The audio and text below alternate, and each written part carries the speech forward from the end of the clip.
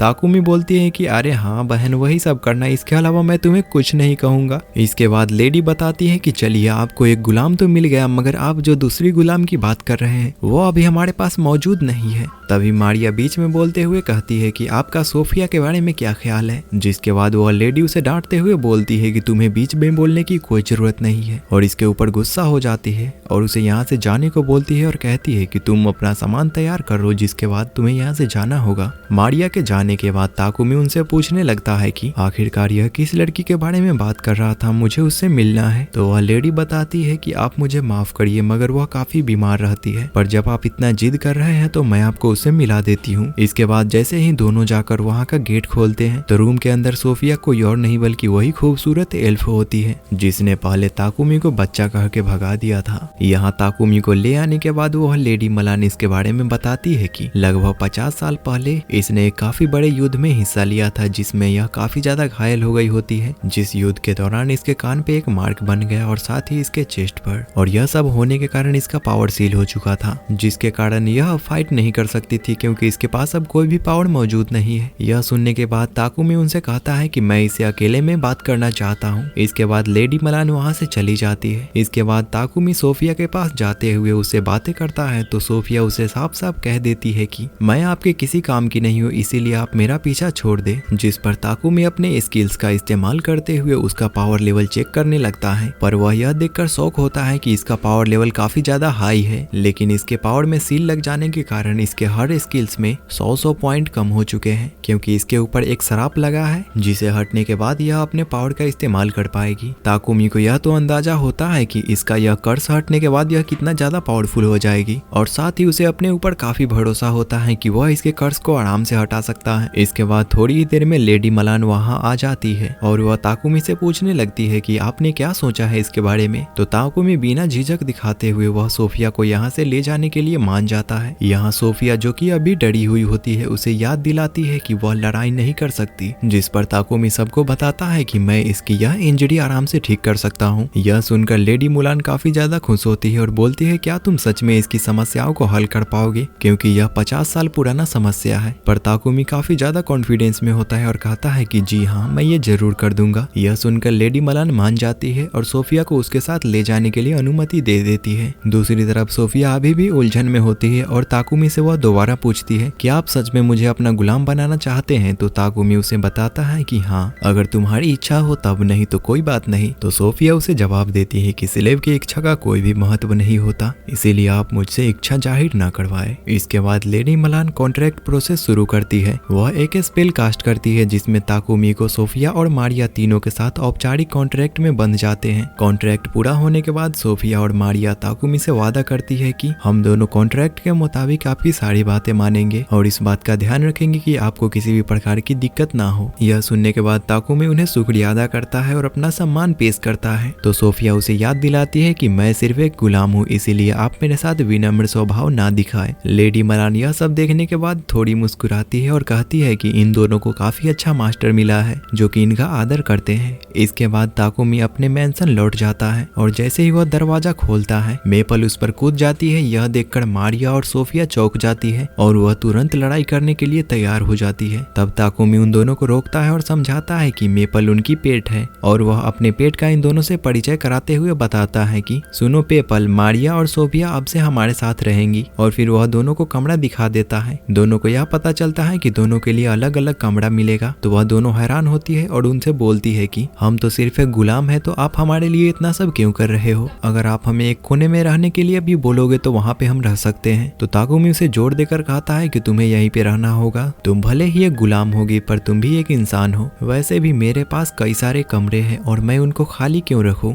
Takumi उनसे बताता है कि इस घर में एक बाथरूम भी है जिसे वे कभी भी चाहे तो इस्तेमाल कर सकते हैं। तो सोफिया उनसे कहती है कि तो आप पहले बात क्यों नहीं लेते? तो ताकुमी उससे बताता है कि मुझे कुछ काम है इसीलिए मैं जा रहा हूँ। इसके बाद मारिया और सोफिया दोनों नहाने के लिए चले जाते हैं, जहाँ मारिया कहती है कि लेडी मलान ने कभी भी आपको किसी के साथ नहीं भेजा, चाहे उन्होंने कितने भी पैसे क्यों न दिए हो, मगर उन्होंने मास्टर ताकुमी में ऐसा क्या देखा जो कि उन्होंने तुम्हें उसके साथ इतना आसानी से भेज दिया। इसका मतलब लेडी मलान ने भी ताकुमी को एक अच्छा मास्टर मान लिया है। पर सोफिया भी काफी चिंतित होती है क्योंकि उसने कॉन्ट्रैक्ट देखा था जिसमें कि ताकुमी के बारे में कोई भी जानकारी मौजूद नहीं होती है। वह इस बात से हैरान होती है कि ताकुमी आखिरकार कौन है। उसे यह बात अंदर से ही खल रही होती है कि ताकुमी जरूर ही अंदर से किसी बात को छुपा रहा है। इसके बाद दोनों नहाकर डाइनिंग एरिया में जाती है जहाँ ताकुमी ने पहले से ही इन दोनों के लिए खाना बना कर रखा था। तो मारिया यह देखकर काफी परेशान हो जाती है और ताकुमी से कहती है कि यह आपका काम नहीं था, यह मेरा काम था। जिस पर ताकुमी बोलता है कि यह तुम्हारा पहला दिन था, इसीलिए मैंने सोचा कि आज मैं ही खाना बना लेता हूँ। और साथ ही ताकुमी उन दोनों को खाने पे बुलाने लगता है। तो सोफिया यह देखकर हैरान होती है कि ताकुमी उन्हें साथ साथ खाने के लिए बुला रहा है। वह ताकुमी से पूछने लगती है कि आखिरकार हम सब तो गुलाम हैं, तो हम आखिरकार आपके साथ कैसे बैठकर खा सकते हैं। तो ताकुमी बोलता है कि अब तुम सब मेरे स्लेव नहीं बल्कि तुम सब मेरे अपने फैमिली मेंबर बन चुके हो, इसीलिए मैं तुम सबको अलग महसूस नहीं कराना चाहता। फिर इसके बाद अगले दिन का सीन दिखाया जाता है जहाँ ताकुमी पापेक से ऑर्डर लेने जाता है और वहाँ से लौटते वक्त रास्ते में उसे एक चर्च दिखता है जिसके अंदर जाने का वह फैसला कर लेता है और वहाँ पे वह एक गॉडेस की मूर्ति देखता है जो कि गॉडेस नोलेन की होती है।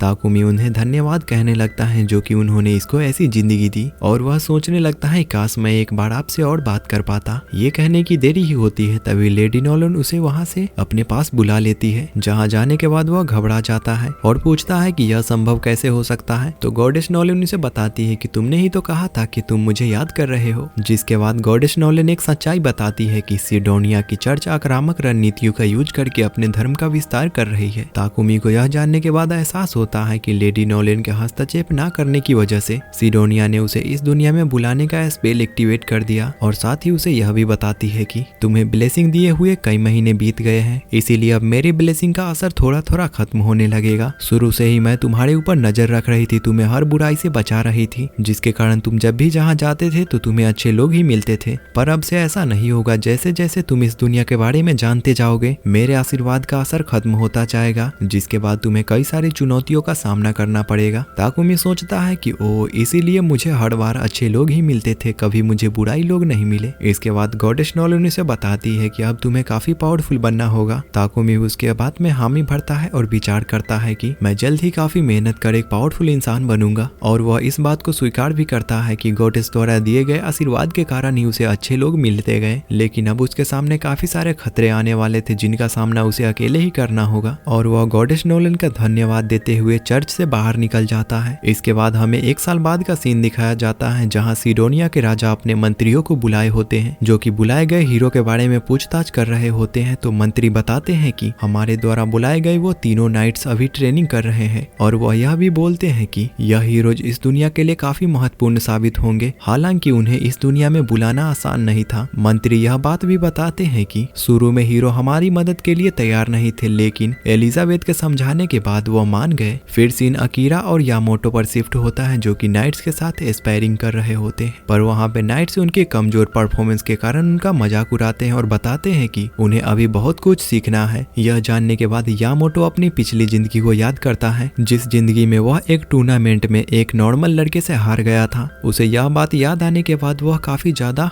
जोश में आकर ट्रेनिंग करने लगता है और धीरे धीरे नाइट्स का सामना करते हुए वह धीरे धीरे अच्छा प्रदर्शन कर रहा था और अपना सम्मान वापस ले रहा था। फिर इसके बाद दूसरी तरफ नाइट्स अकीरा से बोलते हैं कि तुम भी आकर ट्रेनिंग करो, लेकिन अकीरा मना कर देती है। वह कहती है कि उसे इसमें हिस्सा लेने की कोई दिलचस्पी नहीं है और वह वहाँ से जाने की कोशिश करती है। तभी वहाँ पे एलिजाबेथ उसे रोक लेती है और समझाती है कि यह लड़ाई कोई आम लड़ाई नहीं है बल्कि यह दुनिया को बचाने के लिए है। तभी दूसरी तरफ से अकीरा की मदद करने के लिए यामोटो उसे बोलता है कि तुम अपना कदम बढ़ाओ, मैं तुम्हारी रक्षा के लिए हमेशा आगे रहूंगा। लेकिन अकीरा उसकी बातों को नजरअंदाज करती है और एलिजाबेथ के जाने के बाद वह मन में सोचने लगती है कि यह औरत काफी खतरनाक लग रही है। फिर इसके बाद हमें ताकुमी को दिखाया जाता है जो कि अपने घर लौट रहा था काफी थका हुआ, क्योंकि उसने काफी ज्यादा मेहनत की होती है अपने काम के दौरान। और ताकुमी जैसे ही घर आता है थक जाने के कारण वह नीचे गिर जाता है, जिसकी मदद के लिए मारिया और सोफिया दौड़कर उसके सामने आती है और उसका सामान उठाने लगती है। लेकिन जब सोफिया वापस से एक बैग को उठाने की कोशिश करती है तो ताकुमी जल्दी से अपने मैजिक का यूज करते हुए उस बैग को अपने स्पेस बैग में रख लेता है। यह देखकर सोफिया काफी ज्यादा शॉक होती है और उसे शक होने लगता है कि जरूर मास्टर हमसे कुछ छुपा रहे हैं। जिसके बाद ताकुमी भी उस पोटली को छुपाने के लिए अपने वर्कशॉप में चला जाता है। सोफिया चुपके से उसका पीछा करती है और देखती है कि वह एक चाकू से किसी अजीब ही लिक्विड में उस चाकू को डुबाकर अपने हाथों पे इस्तेमाल कर रहा था। यहाँ ताकुमी जो चीज का यूज कर रहा था वह एक हीलिंग पोशन था जो कि अपने बॉडी को डैमेज देकर वह अपने आप के लेवल को बढ़ा सकता था। मगर ताकुमी की इस तरीके की हरकत देखकर सोफिया को कुछ शक होने लगता है और वह कुछ गलत ही सोचने लगती है। उसे ऐसा लगता है कि ताकुमी मारिया को मारने का प्लान बना रहा है, इसीलिए यह जानने के बाद उसको अपने ऊपर कोई कंट्रोल नहीं रहता और वह गेट खोलते हुए ताकुमी के सामने आते हुए उसे बोलने लगता है कि अगर तुमने मारिया को मारने की कोशिश की तो मैं तुम्हें जिंदा नहीं छोड़ूंगी। और वह यह कहने के बाद बेहोश होने लगती है क्योंकि उसने अपने फ्रेंड के बारे में कुछ ज्यादा ही सोच लिया था, जिसके कारण उस पे लगा हुआ श्राप उसके ऊपर हावी होने लगा था और वह वहीं पे बेहोश हो जाती है। यह देखने के बाद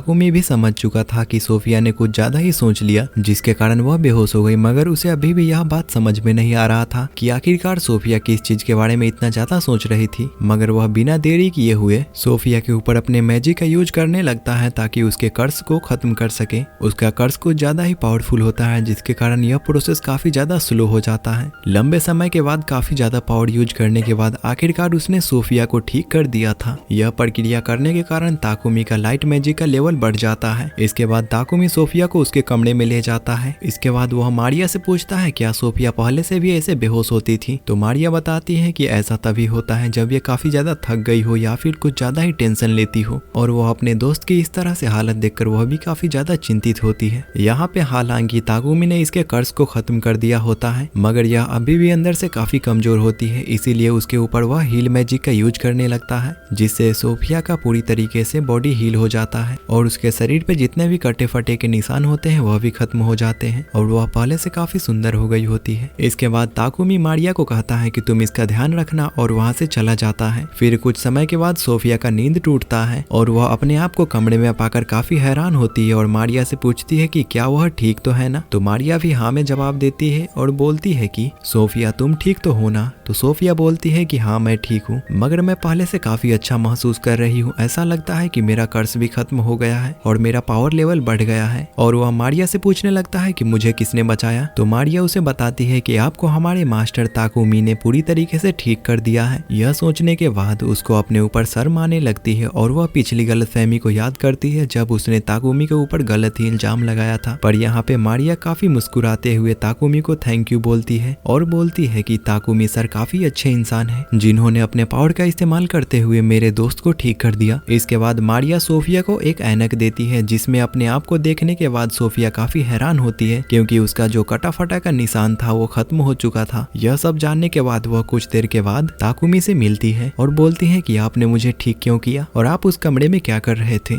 तो ताकुमी उसे बताता है कि मैं उस कमरे में अपने पावर लेवल को बढ़ाने की कोशिश कर रहा था खुद को डैमेज देकर। मारिया को यह बात जैसे ही पता चलता है वह अपने गलत व्यवहार के लिए उनसे माफी मांगता है और बोलती है कि मास्टर मुझे माफ कर दीजिए, मैंने आपके साथ बहुत गलत किया और मैंने आपके मेडिसिनल हर्ब को भी फेंक दिया। सोफिया को अपनी गलती का एहसास होता है और वह ताकुमी से पूछती है कि आपने इतना बड़ा रिस्क क्यों लिया। तो ताकुमी उसे सरलता से जवाब देता है कि यह उसका वादा था। यह सुनकर सोफिया भावुक हो जाती है और वह ताकुमी से अपने घुटनों पर बैठकर कसम खाती है कि मैं जिंदगी भर आपकी गुलामी करूंगा और आपके हर बातों को मानूंगा। इसके बाद हमें अगले दिन का सीन दिखाया जाता है जहाँ ताकुमी लाइब्रेरी जाता है ताकि वह एल्केमी के बारे में कुछ जानकारी इकट्ठा कर सके। फिर काफी खोजने के बाद उसे सिर्फ 4 ही किताबों के बारे में पता चलता है जो कि उसके एल्केमी के बारे में बताती थी। यह जानने के बाद वह काफी उदास होता है और सोचता है कि आजकल किसी को भी एल्केमी पसंद नहीं है, इसीलिए आजकल किताब भी उतने मात्रा में नहीं छपी होती। मगर इसके पास जो किताब मिली है वह काफी ज्यादा ही मिस्टीरियस होती है, जिसको सिर्फ वही समझ सकता था क्योंकि गॉडेस नॉले ने इसे आशीर्वाद दिया था। इसके बाद वह अपने घर लौट जाता है और अपने दोस्त पापे के लिए कई सारे टॉयलेट सीट बनाने में जुट जाता है। कुछ ही समय में उसने 100 सीटें तैयार कर ली होती है और वह सोचता है कि अब मैं थोड़ा ब्रेक लेना चाहता हूँ क्योंकि मैं काफी थक गया हूँ। इसके बाद मारिया अपने मास्टर से पूछती है कि इसके बाद आपका अगला प्लान क्या है। तो ताकुमी उसे जवाब देता है कि मेरा मन कर रहा है एक छोटी सी एडवेंचर पे जाने का और वह दुनिया घूमने के लिए कहता है। यह बात सुनने के बाद सोफिया और मारिया दोनों रेडी हो जाते हैं उनके साथ एडवेंचर पर जाने के लिए। यह बात सुनने के बाद ताकुमी मारिया को इनकार कर देता है और कहता है कि तुम्हें फाइट करने नहीं आता तो आखिरकार तुम क्यों जाओगी। मगर वह जिद करने लगती है कि मैं आपके साथ चलूंगी। पर ताकुमी उसे नहीं ले जाना चाहता था क्योंकि उसके ऊपर काफी खतरा हो सकता है। पर मारिया वहाँ पे रोने लगती है और कहती है कि मुझे अकेले घर पे छोड़ के मत जाओ और वह अपने आप को टॉयलेट कहने लगती है। इस प्रकार के अजीबोगरीब बहाने को देखकर ताकुमी सोचने लगता है कि यह कितनी अजीब लड़की है, कुछ भी उदाहरण देती रहती है। पर फिर भी वह मारिया को साथ ले जाना नहीं चाहता था। पर मारिया उसके पास आते हुए अपने प्यार भरे अंदाज को उसके सामने दिखाने लगती है, जिसे देखने के बाद ताकुमी भी एक बार को पिघल जाता है और फिर वह उसके पावर लेवल को चेक करने लगता है, जिससे उसे पता चलता है कि मारिया एक फुल फ्लेज बैटल मेड है और उसका पावर लेवल तो मेरे से भी ज्यादा है। इधर मारिया फिर से रिक्वेस्ट करती है कि उसे भी साथ ले चले। इसके बाद दूसरी तरफ से सोफिया उसके सामने आती है और बोलती है कि आप इसे साथ क्यों नहीं ले जा सकते, मैं इसको रास्ते में कई सारे फाइटिंग स्किल सिखा दूंगी जिसके कारण यह अपनी सुरक्षा कर पाएंगी। इसके बाद ताकुमी आखिरकार मान जाता है। इसके बाद वो दोनों लड़कियां अपने वर्कशॉप में जाती है और ताकुमी को सारी बातें बता देती है कि उसको किस प्रकार का वेपन्स यूज करने आता है। इसके बाद मारिया बताती है कि उसे छोटे स्वॉर्ड और नाइफ अच्छे लगते हैं, लेकिन सोफिया उसे एक स्पेयर चलाना सिखाने का फैसला करती है क्योंकि नाइफ में ज्यादा अटैकिंग पावर नहीं होती है। जब ये दोनों लड़कियां ट्रेनिंग कर रही होती है तभी दूसरी तरफ ताकुमी अपने लोहार के काम में बिजी होता है और इन दोनों के लिए अलग अलग प्रकार के वेपन्स बना रहा होता है और उन वेपन को अच्छा दिखाने के लिए उनमें डिजाइन भी करता है और फिर वह उन वेपन्स के ऊपर एन्चांटमेंट स्पेल यूज करता है जिससे वह ज्यादा मजबूत बन सके और मारिया के लिए नाइफ्स बनाता है। इसके बाद इसे उन दोनों के लिए बॉडी आर्मर भी बनाना होता है जिसके लिए इसके पास उसके बॉडी का नाप नहीं होता है। यह उसके बॉडी के फिगर के बारे में सोचते ही इसके नोज से ब्लीडिंग होने लगती है क्योंकि इसे काफी शर्म आ रही होती है कि आखिरकार मैं कैसे उन दोनों के बॉडी का नाप लूं, पर वो अगर ऐसा करने जाता है तो नोज ब्लीडिंग के कारण वह वहीं पे मारा जाएगा। इसीलिए वह अपने स्किल्स का इस्तेमाल करते हुए उन दोनों जैसे ही हूबहू पपेट बनाता है। पर इतना सुंदर पपेट देखकर पीछे से स्पाइडर उसको देखने लगती है तो ताकुमी उसका मुंह बंद करते हुए कहता है कि तुम यह सब किसी को मत बताना कि मैंने ऐसा किया है। इसके बाद वह स्पाइडर से उसका सिल्क थ्रेड मांगता है जिसका यूज करके वह इसके लिए आर्मर बना सके और फिर वह काफी मेहनत कर कुछ दिनों के बाद वह आर्मर बन जाता है। इसके बाद यह ड्रेस उन दोनों को पहना देती है जिसके बाद यह दिखने में काफी खूबसूरत लग रही थी। यह पहनने के बाद वो दोनों लड़कियां भी काफी खुश होती है। ताकुमी उससे पूछता है क्या तुम्हें ये कपड़ा फिट तो हो रहा है ना? तो सोफिया पूछती है कि हाँ एकदम अच्छा तरीके से,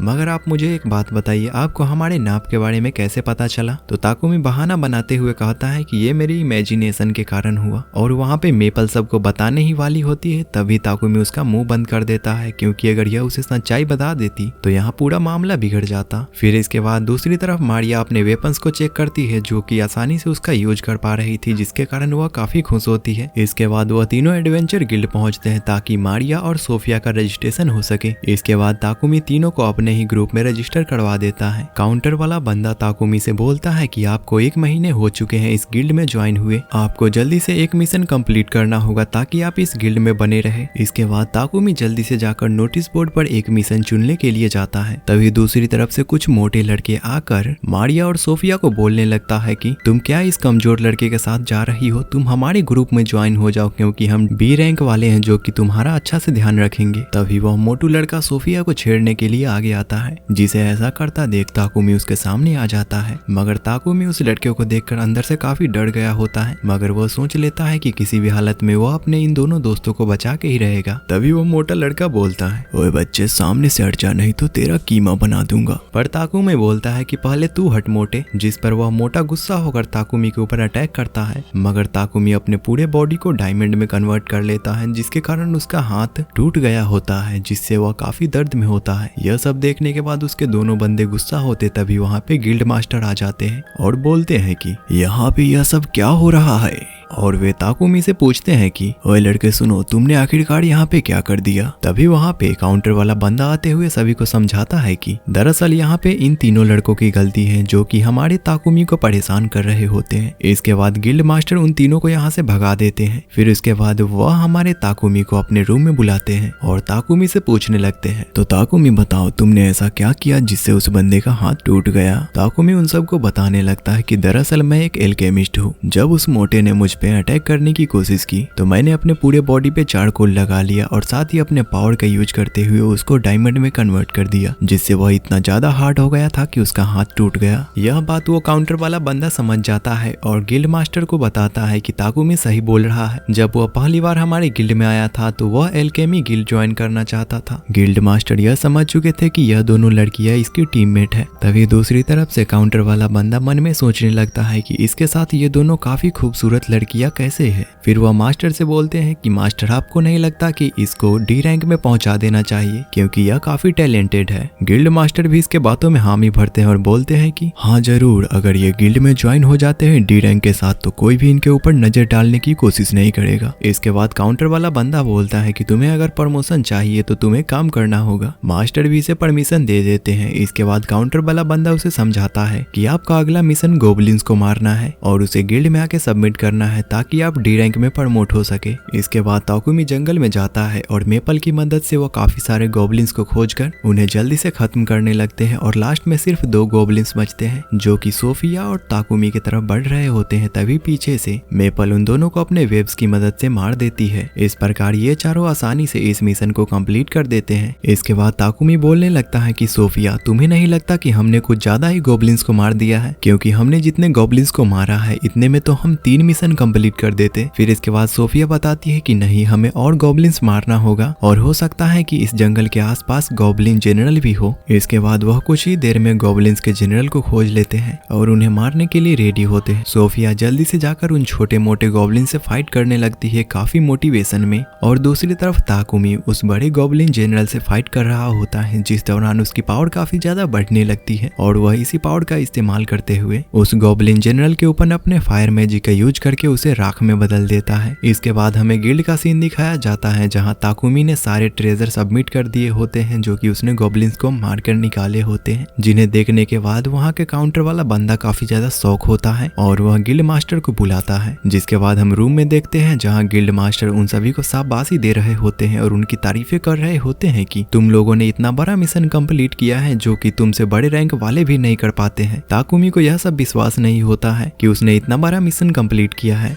और तभी गिल्ड मास्टर ताकुमी को कुछ बोलने ही वाले होते हैं। तभी स्पेस बैग से वहाँ मैपल आकर उसे एक जोरदार किक मारती है जिससे वह नीचे गिर जाते हैं और यहाँ पे मैपल का बॉडी पूरी तरीके से ट्रांसफॉर्म हो चुका था, यानी कि वह विकसित हो चुकी थी, जिसे देखने के बाद मारिया काफी खुश होती है और उसे गले मिलने लगती है। तभी दूसरी तरफ से गिल्ड मास्टर बोलते हैं कि अब ये कौन लड़की है, तुम्हारा टीम तो काफी शानदार है। इसके बाद काउंटर वाला बंदा बोलता है कि ताकुमी सर, आपका रैंक अब से ई होगा और इन दोनों लड़कियों का एफ रैंक, यानी कि आप इन गिल्ड में से सबसे पावरफुल बंदों में से एक माने जाएंगे, जिससे यह सभी काफी शौक होते हैं। इसके बाद गिल्ड मास्टर इन सभी को जाने के लिए बोलते हैं। इसके बाद हमें ताकुमी के घर का सीन दिखाया जाता है जहाँ ताकुमी अपने वर्कशॉप में होता है। तभी वहाँ पे मारिया आती है जो कि काफी शर्मा रही होती है और वह ताकुमी को कुछ डिजाइन दिखाते हुए उसके लिए वह कपड़ा मांगने लगती है ताकि वह अपने लिए ड्रेस बना सके। तो ताकुमी उसे समझाने लगता है कि यह ऐसे नहीं होता है और फिर वह उसके लिए कुछ अलग ही डिजाइन बनाता है, जिसे देखने के बाद मारिया काफी ज्यादा एक्साइटेड हो जाती है और बोलती है कि आपको एक ऐसा ही सेट बनाना चाहिए। तभी वहाँ स्पेस बैग से मेपल आती है जो कि ताकुमी को बताती है कि पापेक यहाँ पे आ चुका है मगर वह बेहोश हो गया था, इसीलिए मैंने उसे रूम के अंदर रखा है। ताकुमी जब उसे देखने जाता है तो वह देखता है कि यह तो बेहोश है क्योंकि पापेक ने मेपल को नए अवतार में देख लिया, इसके कारण वह बेहोश हो गया। इसके बाद जब पापेक होश में आता है तो वह ताकुमी को बताता है कि शहर के शासक मार्की गॉडविन आपसे मिलना चाहते हैं क्योंकि आपने जिन भी वस्तुओं को बनाया है वह काफी शानदार है। पर यहाँ पे ताकुमी भी हिचकिचाते हुए हाँ कह देता है और वह कुछ दिनों के बाद जब वह गॉडविन से मिलता है तो उसे पता चलता है कि यह सच्चा ईमानदार और काफी अच्छा आदमी है क्योंकि यह उन सभी इंसानों की इज्जत करता है जो कि इसके सिटी के लिए योगदान देता है, क्योंकि ताकुमी ने वह प्यूरिफिकेशन टॉयलेट बनाया था और साथ ही गॉब्लिन जनरल को मारा था, जिसके लिए गॉडविन इसे थैंक यू कहते हैं। लेकिन वह ताकुमी को चेतावनी देते हैं कि होली सिडोनिया एम्पायर को अगर तुम्हारे बारे में पता चल गया तो वे तुम्हारे पीछे जरूर पड़ जाएंगे और तुम अपना आगे से ध्यान रखना। यहीं पे ये दोनों काफी अच्छी तरीके से बात करते हैं। फिर इसके बाद ताकुमी थका हुआ अपने घर लौटता है और जैसे ही घर लौटता है तो मेपल उसे सॉफ्ट फैब्रिक देती है। तभी उसे याद आता है कि उसे मारिया और सोफिया के लिए अंडरवियर बनाना था, जिसके कारण उसकी एनर्जी वापस से आ जाती है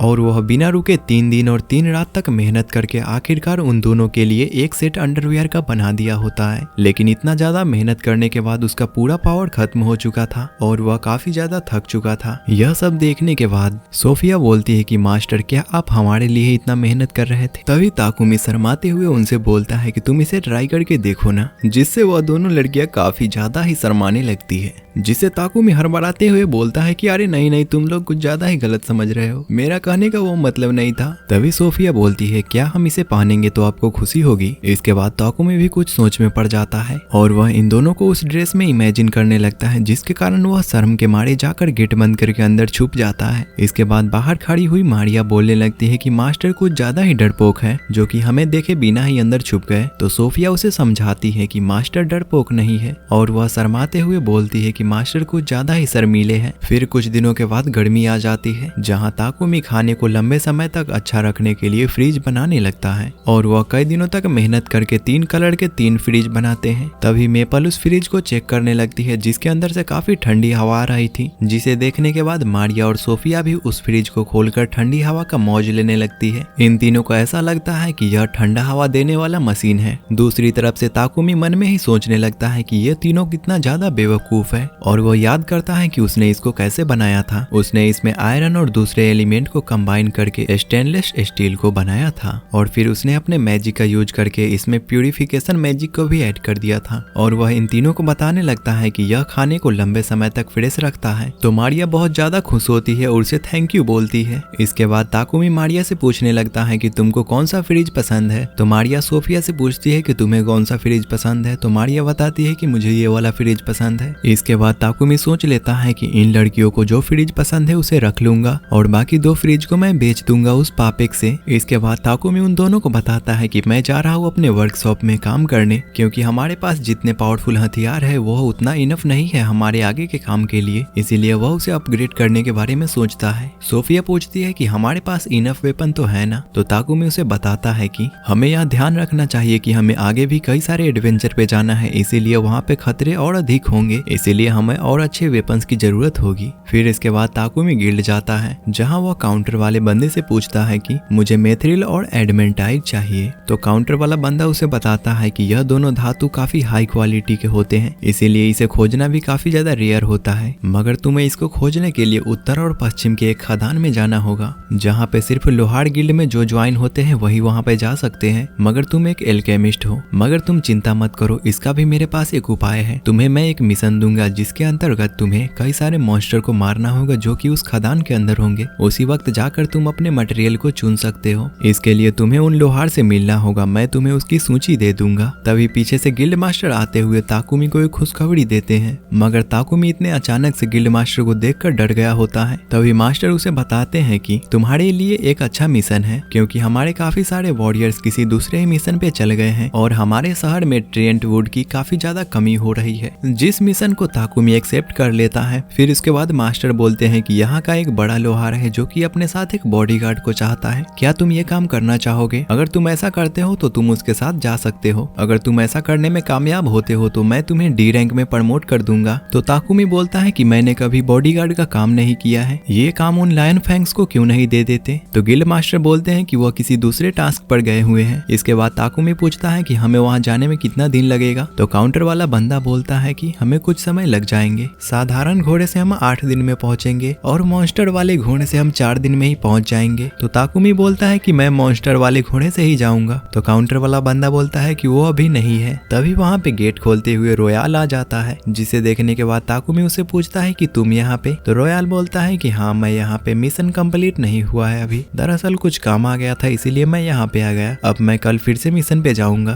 ताकुमी उससे पूछता है क्यों ना तुम मेरे साथ चलो, आज मेरे घर पे ही रहना, तुम वहाँ पे नहा के अच्छे से फ्रेश होके कल चले जाना। रोयाल भी उसके बातों में हामी भरता है और चलने के लिए रेडी हो जाता है। ताकुमी रोयाल से कहता है कि मैं अभी कुछ काम के लिए कहीं पे जा रहा हूँ, इसीलिए मैं तुम्हें अपना घर का पता दे देता हूँ और फिर आने के बाद दोनों मिल के नहाएंगे। तो रोयाल बोलता है कि जब तुम जा ही रहे हो तो मैं भी तुम्हारे साथ चलता हूँ। इसके बाद दोनों मिलकर पापे के पास जाते हैं, जहाँ जाने के बाद ताकुमी पापे को सारी बातें बता देती है कि उसे मॉन्स्टर घोड़े की जरूरत है। तो पापे उसे कहता है कि मेरे पास मॉन्स्टर घोड़े हैं जो मैं तुम्हें दे सकता हूँ, क्योंकि तुमने मेरी काफी मदद की है, मगर तुमसे मेरी रिक्वेस्ट है जब तुम खदान में जाओगे तो मेरे लिए भी कुछ आइटम रख लेना। ताकुमी इसके लिए हाँ कहता है और बोलता है कि मैं जरूर तुम्हारे लिए कुछ लाऊंगा। पापे उससे कहता है कि तुमने ये जो फ्रिज बनाया वो काफी अच्छा है, इसीलिए तुम मुझे एक और बना के दे सकते हो क्या? तो ताकुमी बोलता है कि हाँ। फिर से शिफ्ट होता है और हमें ताकुमी के घर का सीन दिखाया जाता है, जहाँ पे सोफिया ताकुमी का इंतजार कर रही होती है, क्योंकि ताकुमी इतना देर होने के बाद भी यहाँ पे नहीं लौटा होता है, इसीलिए उसे काफी फिक्र होती है कि ताकुमी कहीं किसी खतरे में तो नहीं पड़ गया। इसके बाद हमें रात का सीन दिखाया जाता है, जहाँ ताकुमी और रोयाल पापे के घर से आ रहे होते हैं, क्योंकि उन्होंने वहाँ पे काफी सारे बातें की थी। यहाँ ताकुमी रोयाल से बोलता है कि तुम पहले से ही थके हुए थे और मैंने तुम्हें और थका दिया। वो दोनों ऐसे ही कल के मिशन के बारे में बात करते हुए चल रहे होते हैं, तभी उनके सामने कोई नकाबपोश आ जाती है जो कि इन दोनों को ही देख रही होती है, जिससे रोयाल तो काफी ज्यादा घबरा गया होता है और सोचने लगता है कि मैंने तो अभी हथियार भी नहीं लाया है और मैं ताकुमी का कैसे रक्षा करूंगा। और वह काफी घबराने लगता है और तभी वो नकाब पोश उसके ऊपर अटैक करने को बढ़ती है और इसी के साथ यह एपिसोड एंड होता है। तो गाइज वीडियो कैसी लगी कमेंट करके जरूर बताएं। अगर आप चाहते हैं कि इस एनीमे का नेक्स्ट एपिसोड में जल्द ही लाऊं तो वीडियो को लाइक एंड चैनल को सब्सक्राइब करना ना भूले। तो मिलते हैं किसी न्यू वीडियो में, तब तक के लिए बाय।